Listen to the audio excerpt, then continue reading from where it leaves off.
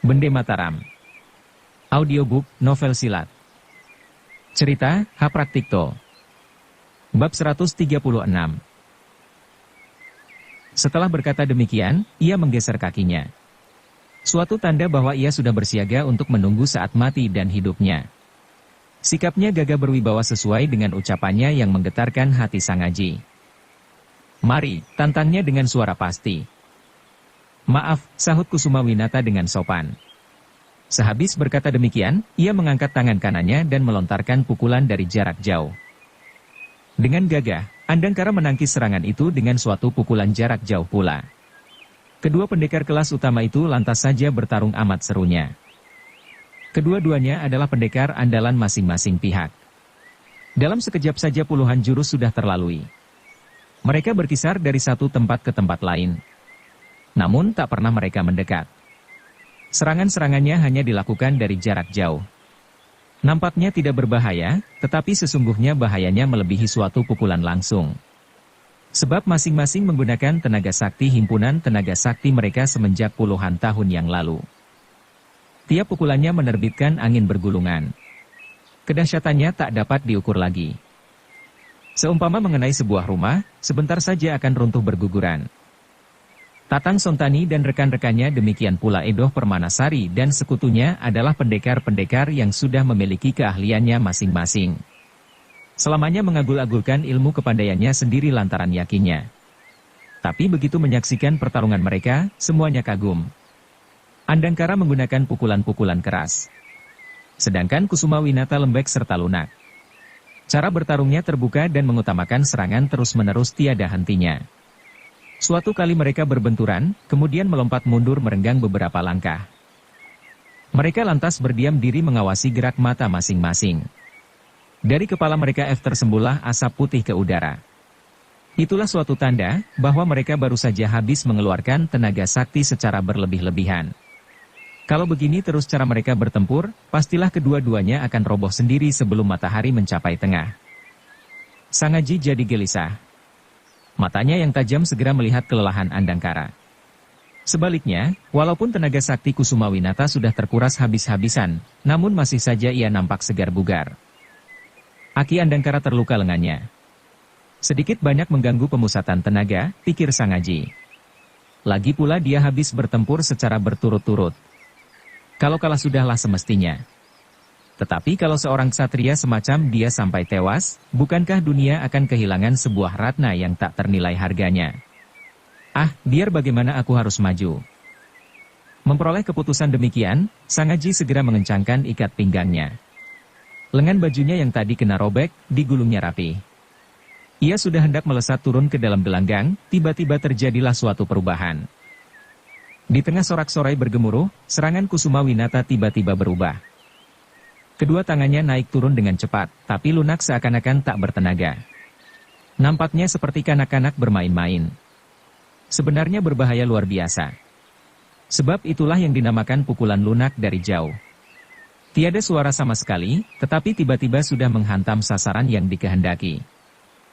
Untuk menangkis pukulan tanpa suara itu, Andangkara menggunakan bentakan-bentakan dengan disertai pukulan keras. Selanjutnya mereka bertarung melalui beberapa puluh jurus dengan mempertunjukkan kemahiran serta keahliannya masing-masing.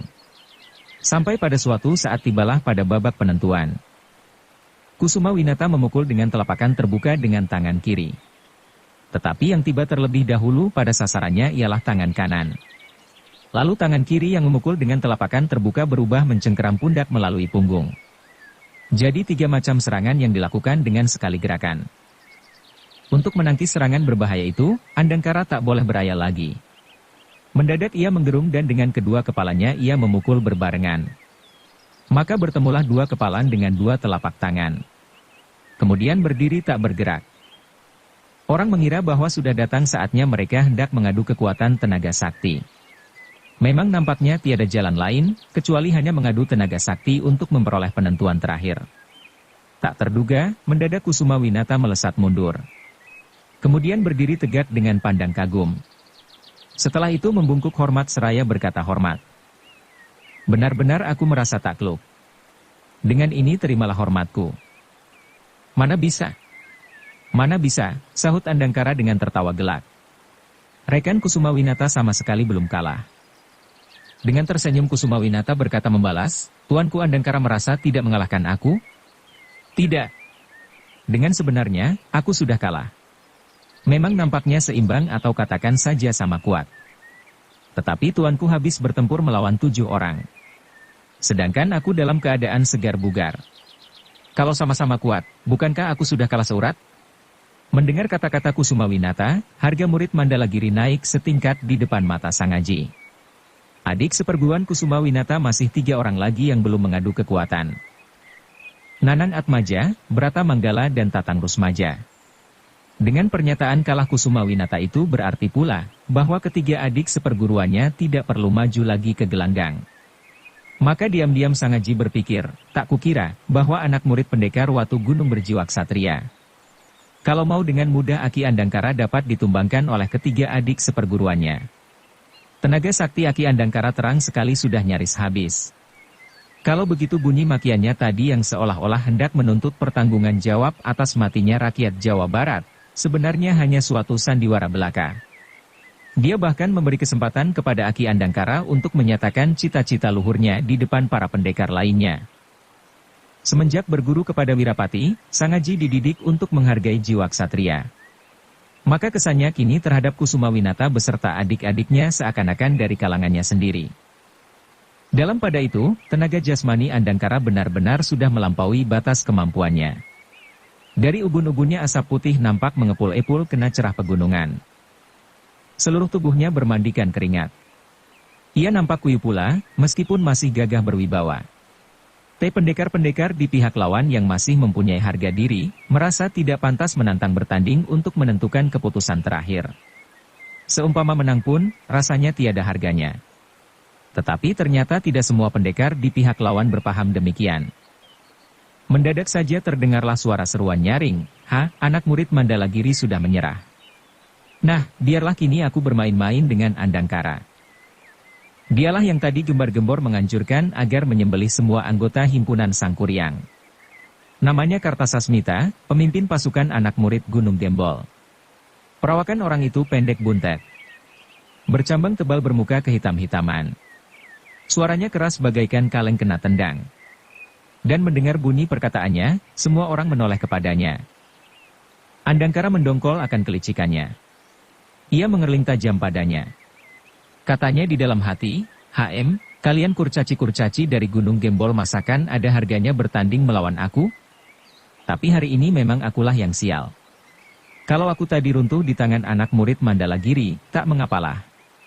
Tapi kalau aku tewas di tangan manusia licik itu, manusia yang hendak mengeduk keuntungan selagi diriku terjepit di pojokan begini, alangkah penasaran hatiku. Alisnya yang putih terus saja berdiri tegak. Meskipun was-was tulangnya kini terasa menjadi nyeri, namun sekali tergugah semangat jantannya ia lantas membentak, pengecut, hayo maju. Semua orang tahu, Andangkara sudah lelah. Walaupun masih garang, namun parasnya nampak kuyu. Diam-diam Kartasasmita girang serta bersyukur dalam hati. Seolah-olah seorang pendekar yang menggenggam kunci penentuan, ia melangkah dengan langkah pasti. Tiba-tiba berputar berlingkaran, lalu menghantam punggung lawan. Andangkara memiringkan tubuhnya. Kemudian kakinya menyapu dengan dahsyat. Ternyata dengan gesit ia dapat mengelak. Kemudian bermain berlompat-lompat berlingkaran sambil sekali-kali menyerang dengan pukulan-pukulan keras. Diperlakukan demikian, lambat laun tenaga Andangkara terkuras habis. Pandang matanya sudah mulai gelap. Dunia seolah-olah berputar balik.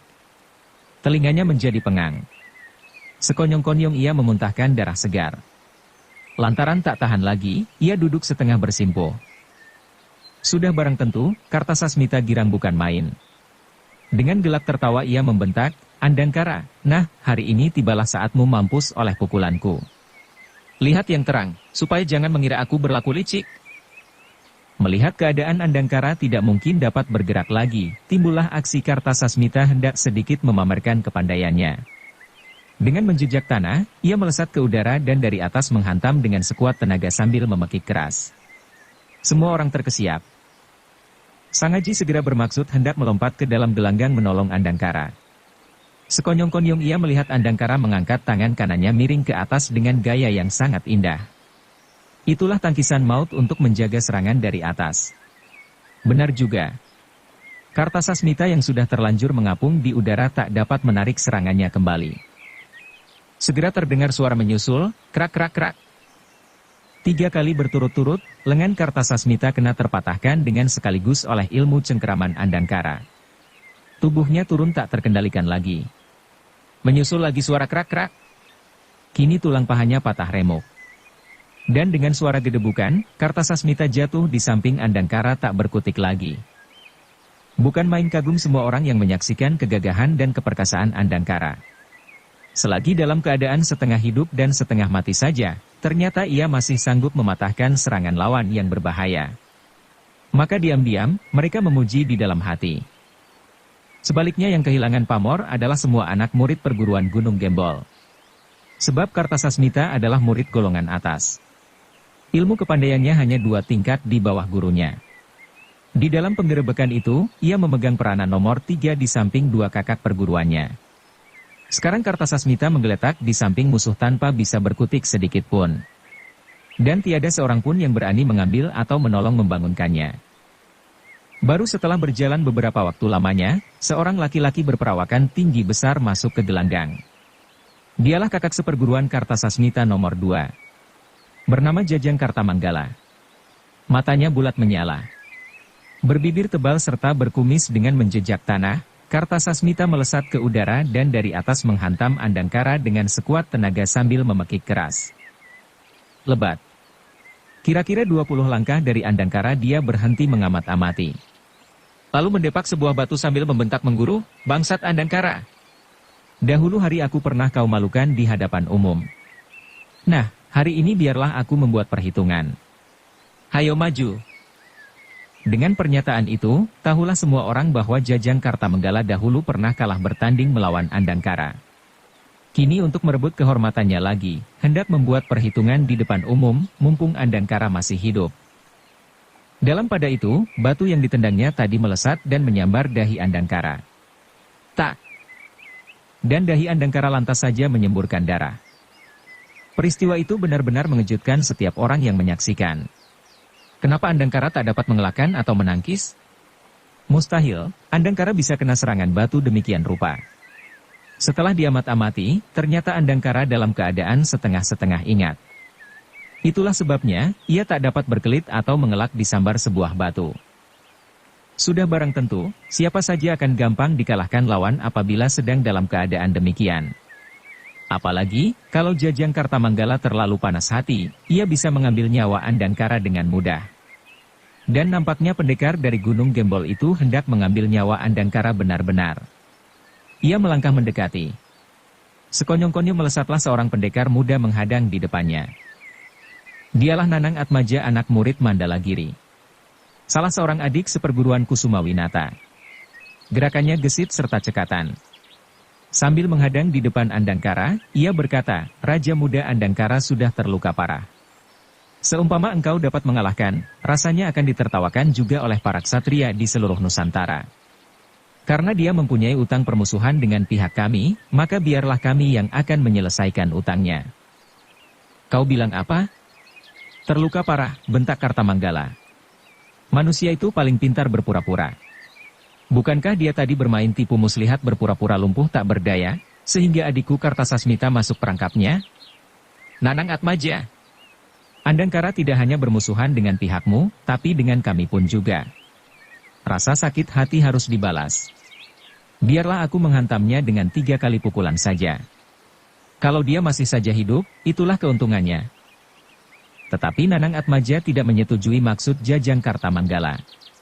Andangkara adalah seorang raja muda. Namanya harum, gagah perkasa sehingga ditakuti lawan dan kawan. Kalau sekarang harus tewas seperti anjing kena gebuk di depan mata para ksatria, bukankah patut disayangkan? Maka ia berkata, "Jajang Kartamanggala, tiap orang tahu ilmu pukulan Gunung Gembol yang termasyur di seluruh jagat.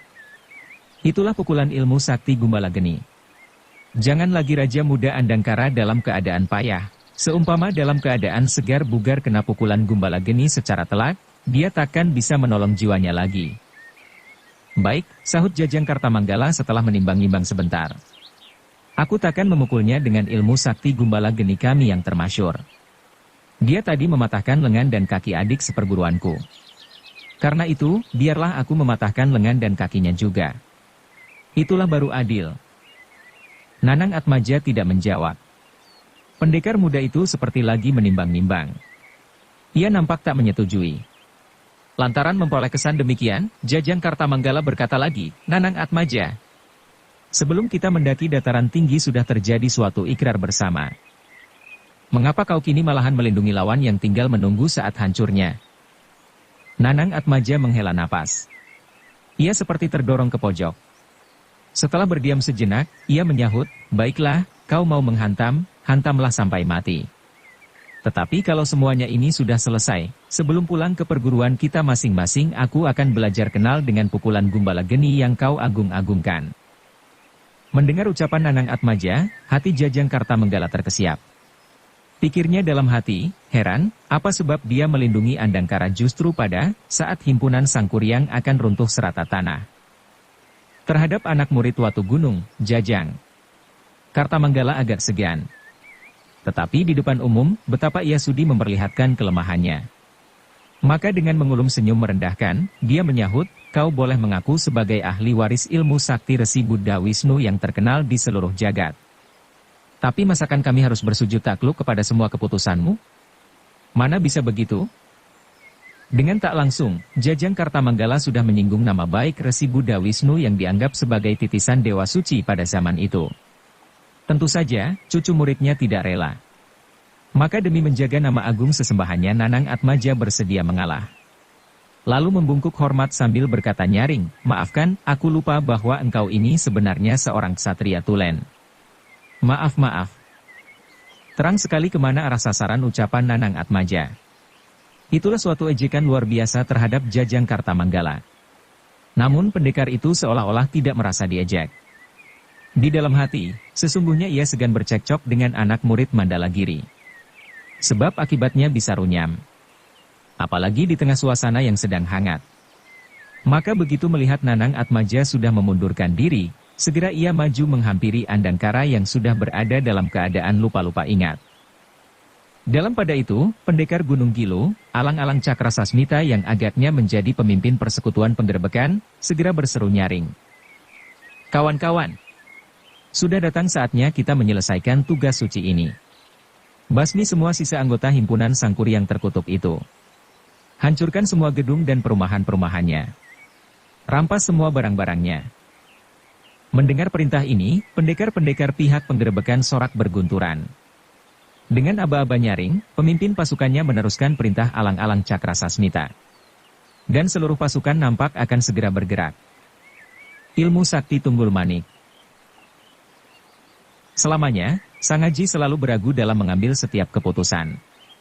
Hal ini disebabkan hatinya terlalu sederhana dan mulia. Terhadap para pendekar yang menggerebek dataran tinggi Gunung Cibugis, ia tak mempunyai permusuhan langsung. Sebaliknya apabila mereka hendak membasmi seluruh anggota himpunan Sangkuriang, hatinya tak rela. Setiap melihat kemungkinan itu, senantiasa berkelebatlah bayangan Ki Tunjung Biru di dalam benaknya. Mengingat betapa kasih sayang orang tua itu terhadapnya, ia seperti mempunyai kewajiban untuk membalas budinya. Coba seumpama dahulu dia tidak diantarkan ke Pulau Edam untuk menghisap getah sakti pohon Dewa Daru serta tidak memperoleh petunjuk-petunjuknya dalam soal semedi, pastilah dia bukan menjadi manusia seperti sekarang. Pada waktu itu, dari arah gedung markas besar keluarlah beberapa anggota himpunan Sangkuriang yang sudah tak bersenjata lagi. Di antara mereka nampak pendekar Inu Kertapati, Sidi Mantera dan Kamarudin yang masih kena pengaruh racun asap. Dengan berbareng mereka menyebut kebesaran Tuhan, Allahu Akbar, Allahu Akbar, Allahu Akbar. 3 kali beruntun, kemudian duduk bersimpuh di belakang pemimpin-pemimpin mereka untuk menerima saat ajalnya.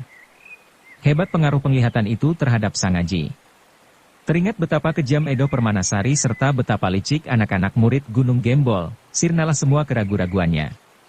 Melihat Jajang Kartamanggala sudah hampir mencapai Andangkara, terus saja ia menyerobot masuk ke dalam gelanggang pertarungan seraya berkata nyaring, nanti dulu.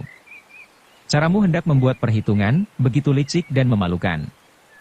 Apakah engkau tidak mempunyai kehormatan diri lagi? Mundur.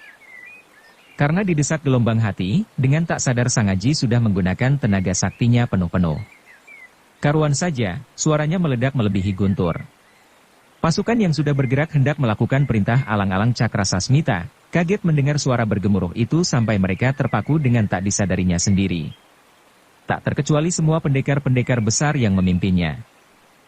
Sebaliknya, tidaklah demikian halnya Jajang Kartamanggala.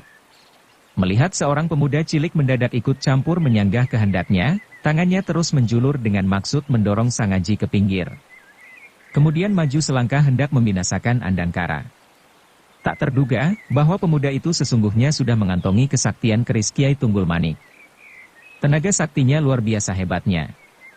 Dapat dikendalikan sekehendaknya.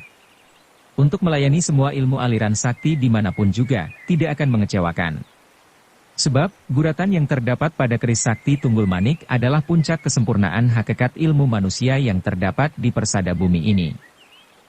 Maka begitu Jajang Kartamanggala bermaksud mendorongnya, justru kena sebaliknya. Tiba-tiba saja, suatu kekuatan dahsyat berbalik mendorongnya. Jajang Kartamanggala kena diseret arus gelombang tenaga sakti yang dahsyat luar biasa itu. Tahu-tahu tubuhnya terpental di udara dan jatuh berjungkir balik 2-3 kali. Tatkala kaki kanannya mencoba bertahan, masih saja ia kena serat. Maka untuk memunahkan tenaga dorong itu, ia terpaksa berjungkir balik lagi sampai 5 kali. Dengan demikian, tiba-tiba saja ia sudah berada di luar garis gelanggang pertarungan. Mereka yang tidak mengerti apa sebab Jajang Kartamanggala berjungkir balik selagi tangannya tinggal menghantam mampus Andangkara, kaget dan terkejut. Akhirnya mereka mengira bahwa Jajang Kartamanggala sudah berhasil memukul Andangkara, lalu mundur dengan aksi jungkir balik agar memperoleh pujian. Bukankah adiknya tadi juga bermain aksi pula tatkala menggempur Andangkara dengan lewat udara? Terkejut dan bergusar adalah Jajang Kartamanggala. Sejenak ia seperti kehilangan diri sendiri. Kemudian bercelingukan hendak mencari kambing hitamnya. Mendadak melototi Manang Atmaja pendekar anak murid Mandalagiri. Terus mendamprat, kalau memang mau mencoba pukulan sakti Gumbala Geni, janganlah memukul secara menggelap. Itu bukan ksatria. Didamprat tanpa perkara, sudah barang tentu Nanang Atmaja berganti melototinya. Kau kira apa aku ini sampai main gelap-gelapan segala? Aku telah mengapakan dirimu. Kau sendirilah yang berpura-pura aksi berjungkir balik seolah-olah hendak mengesankan bahwa Raja Muda Andangkara sudah memukulmu balik. Aksi kampungmu macam begitu apa perlu kau pamerkan di hadapan kita? Jajang Kartamanggala terpaksa berpikir keras. Tadinya ia mengira, Nanang Atmaja membantu Sang Aji sewaktu ia bermaksud mendorongnya pergi. Ternyata dia membantah keras. Dan nampaknya tidak berdusta. Memperoleh kesan demikian, perlahan-lahan ia berputar menghadap Sang Aji sambil menuding. Anak muda, kau siapa? Aku bernama Sang Aji, sahut Sang Aji sambil membantu menyalurkan tenaga saktinya ke punggung Andangkara. Suatu tenaga luar biasa kuat menyusup ke tubuh Andangkara pada saat itu juga. Dan begitu tenaga sakti itu menggetarkan jantung serta mengalirkan darah, Andangkara tersadar dengan sekaligus. Ia menyenakkan mata. Tatkala melihat wajah Sang Aji, ia jadi terheran-heran. Sebagai seorang ahli, ia kaget menerima bantuan suatu tenaga luar biasa dahsyat dari seorang anak muda yang belum pernah dikenalnya. Begitu hebat tenaga sakti Sang Aji sampai sebelum Jajang Kartamanggala dapat menghampirinya kembali, jalan darahnya sudah lancar seperti sedia kala. Tak peduli belum kenal siapa yang membantunya, ia terus berkata perlahan, "Anak muda terima kasih." Setelah mengucapkan kata-kata berterima kasih, mendadak ia melompat berdiri dengan gagahnya sambil berkata nyaring, "Hai orang-orang dari Gunung Gembol, apa sih kehebatan pukulan sakti yang kalian agung-agungkan? Pukulan Gumbala Geni?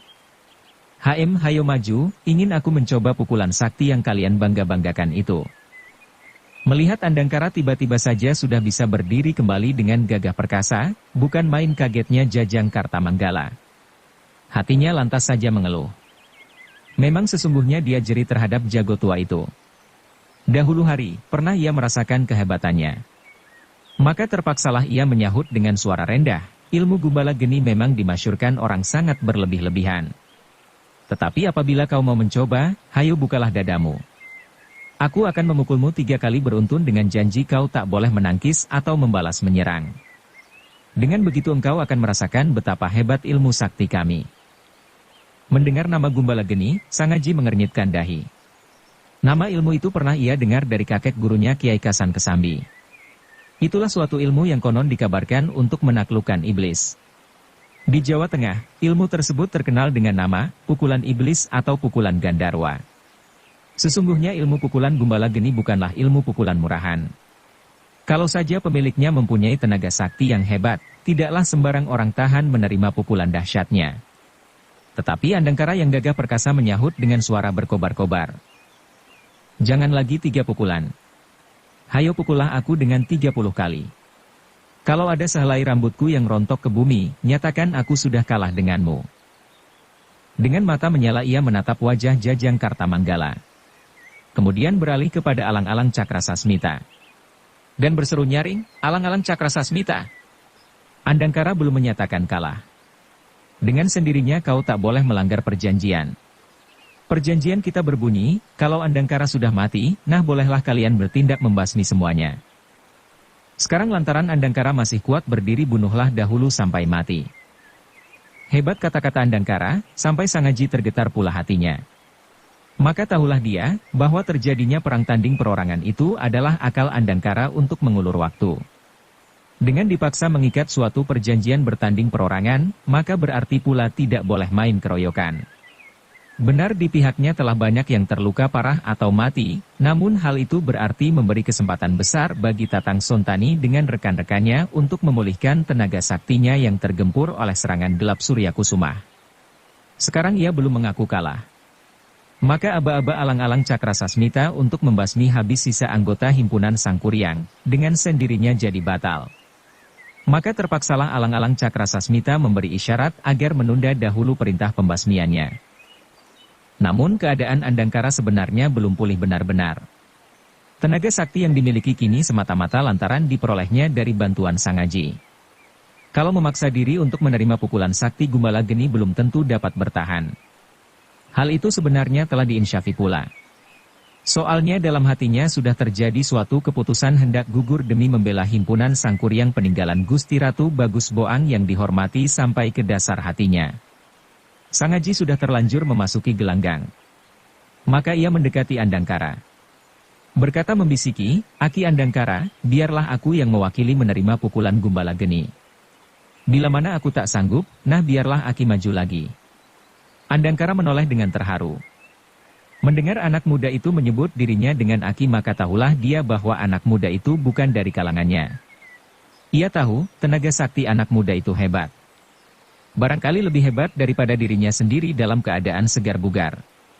Namun apabila sampai menjadi korban pukulan sakti Gumbala Geni tanpa dasar perjuangan, bukankah berarti suatu korban sia-sia belaka? Sebagai salah seorang tokoh himpunan Sangkuriang yang wajib bertanggung jawab atas baik buruknya himpunannya, tak sudi ia membawa orang lain ke kancah masalahnya. Apalagi sampai menjadi korban.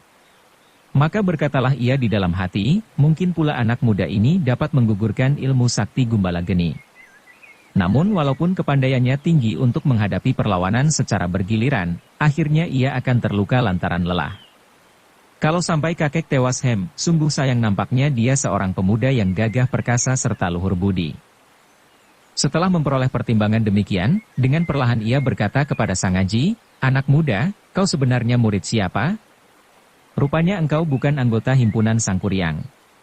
Kalau sampai terjadi sesuatu atas dirimu, betapa aku harus bertanggung jawab terhadap gurumu. Memang aku bukan anggota himpunan Sangkuriang, sahutnya. Tetapi pernah aku menerima jasa-jasa baiknya. Kemudian aku menerima undangan agar datang. Dalam sakuku ada sebuah logam undangan. Kalau aku kini diberi kesempatan melawan musuh berdampingan dengan Aki, alangkah besar rasa hatiku. Mendengar keterangan Sangaji, Andangkara terhenyak keheranan. Sebagai seorang panglima himpunan Sangkuriang berpanji-panji Garuda Sakti di mana Suhanda termasuk salah seorang bawahannya, sudah barang tentu ia mengerti tentang undangan itu. Maka suatu pertanyaan bertumpuk-tumpuk merumpun dalam otaknya. Tatkala hendak membuka mulut, Jajang Kartamanggala sudah nampak memasuki gelanggang sambil berseru, "Hai Andangkara, majulah. kau bilang mau menerima 3 pukulanku. Sebelum Andangkara menyahut, Sangaji sudah mendahului. Raja muda Andangkara bilang kau tak pantas melawan dia. Terlebih dahulu lawanlah aku. Kalau aku kalah, baru boleh bergebrak dengan dia. Mendengar ucapan Sangaji, Jajang Kartamanggala merasa terhina. Membentak dengan gusar, bangsat cilik. Kau manusia macam apa sampai berani menerima 3 pukulan sakti Gumbalageni? Didamprat demikian, timbullah suatu pikiran dalam hati Sangaji. Benar. Aku seorang diri. Betapa mungkin aku sanggup mengalahkan mereka seorang demi seorang. Satu-satunya jalan aku harus menghancurkan inti ilmu kebanggaan masing-masing perguruan mereka. Seperti diketahui, ilmu warisan keris Kiai Tunggul Manik merupakan puncak inti hakikat semua ilmu sakti di seluruh jagat raya. Meskipun Sangaji belum pernah mengenal macam ilmu sakti Gumbalageni, namun ia pernah menerima penjelasan-penjelasan dari kakek gurunya Kiai Kesambi. Dengan sendirinya ia tak menemui kesulitan lagi untuk memecahkan. Maka dengan suara pasti ia berkata, ilmu sakti Gumbalageni memang hebat. Semua orang gagah di seluruh Nusantara mengagumi. Bukankah ilmu sakti tersebut berasal dari Warok Suramenggala pada zaman Majapahit? Tetapi kalau kau mengira, ilmu Gumbalageni merupakan ilmu pukulan tersakti di atas dunia ini adalah salah. Mendengar ucapan Sangaji bergaya seorang guru, Jajang Kartamanggala mendongkol bukan main. Katanya, kau bangsat cilik ini tahu apa tentang hebatnya ilmu Gumbalageni? Apakah kau ini penjelmaan malaikat? Direndahkan demikian, Sangaji tetap bersikap tenang. Sebaliknya semua yang mendengar tangkisan Jajang Kartamanggala tertawa bergemuruh. Terdengar suara nyeletuk, hai bangsat cilik. Kau sebenarnya murid siapa sampai berani ngoceh tak keruan? Bocah ingusan itu barangkali tak waras. Buat apa mendengarkan pidato orang tak waras, seru lainnya. Dan kembali lagi mereka tertawa bergemuruh. Dan mendengar suara tertawa bergemuruh yang bernada mengejek itu yang paling resah adalah Manik Angkeran. Tetapi melihat Sangaji tetap tenang-tenang saja, hatinya agak sedikit terhibur. Pada tahun berapa hidup Warok Suramenggala tidak dapat dipastikan. Diperkirakan pada zaman Majapahit. Tiba-tiba Sangaji berkata lantang, "Tuan-tuan, untuk apa tuan-tuan sekalian saling bermusuhan dan saling bunuh-membunuh? Bukankah tuan-tuan sekalian sedarah dan sebangsa? Coba aku ingin berbicara dengan ketua persekutuan penggerebekan." Kata-kata Sangaji itu diucapkan dengan nyaring dan terang walaupun di tengah gemuruh tertawa riuh rendah. Dan hebatnya, tiap orang dapat menangkap setiap patah kata-katanya dengan jelas. Keruan saja jago-jago 7 aliran yang mendaki dataran tinggi Gunung Cibugis terkesiap semua. Diam-diam mereka membatin, bocah ini masih muda belia. Apa sebab ilmu saktinya begini dahsyat? Dalam pada itu muncullah seorang laki-laki berbrewok bersenjata sebuah tongkat besar. Dialah Andi Apenda, salah seorang murid perguruan Gunung Kencana. Dengan mengulum senyum dia berkata, kau ini sebenarnya setan dari mana sampai berteriak-teriak tak keruan juntrungnya? Apakah tuan yang menjadi ketua persekutuan? Sangaji menegas. Untuk meladeni orang gendeng seperti kau, masakan perlu ketua kami segala, sahut Andi Apenda cepat. Apakah kau sendiri ketua himpunan Sangkuriang? Kalau benar engkau ketua himpunan Sangkuriang, aku sendiri menganggap dirimu tak lebih dan tak kurang adalah anak seorang janda. Anak seorang janda Rudin. Daripada kau berteriak-teriak tak keruan juntrungnya, lekaslah pulang. Siapa tahu, selagi kau gembar-gembor di sini, ibumu dikawini orang. Sebenarnya ejekan Andi Apenda adalah sekenanya saja. Tak tahu bahwa ejekannya itu justru tepat mengenai sasaran yang paling menyakitkan hati. Sangaji adalah anak seorang janda yang miskin. Terhadap ibunya, Sangaji menghormati dan menjunjung tinggi melebihi jiwanya sendiri. Sekarang ia mendengar ibunya dihina seolah-olah tak lebih daripada seorang janda pasaran. Keruan saja suatu gumpalan perasaan meledak dalam dadanya. Pemuda yang biasanya sangat sabar melebihi seorang pendeta itu, tiba-tiba saja tak sanggup lagi menguasai luapan perasaannya. Meskipun semenjak tadi, ia selalu menyadarkan diri sendiri, bahwa tujuannya yang pokok ialah berusaha sekuat tenaga untuk mempersatukan kedua pihak agar di kemudian hari merupakan suatu himpunan perjuangan rakyat seluruh Jawa Barat. Ternyata kini ia seperti lupa daratan. Sekali melompat tangannya menjangkau tubuh Andi Apenda. Dengan kegesitan yang sukar dilukiskan, ia mencengkeram punggung Andi Apenda dan diangkatnya ke atas. Kemudian tangan kanannya merampas tongkat besi Andi Apenda dengan sekali hentak. Bersambung ke bab 137. Dukung kami dengan subscribe, follow, like, komen dan share. Terima kasih.